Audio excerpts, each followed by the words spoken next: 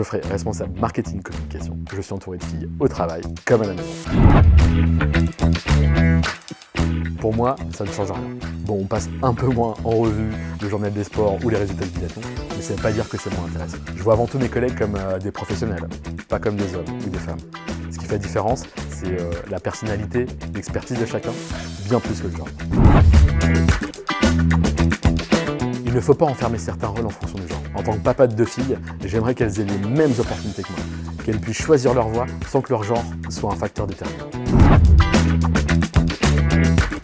Avant de se lancer, il faut apprendre à se connaître. Quand on sait ce qui nous passionne, on fait les bons choix d'orientation et on s'éclate dans son métier et ça devient évident.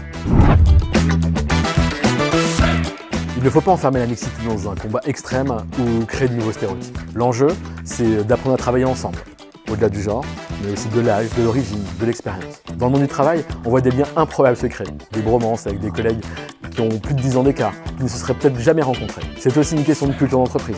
Si ton expertise et ton savoir-faire ne sont pas reconnus dans ton entreprise, c'est que tu n'es pas au bon endroit. Le vrai changement commence très tôt, dès l'enfance. Il faut élargir le champ des possibles pour que chaque enfant, fille ou garçon, puisse se projeter librement, sans barrière ni préjugés.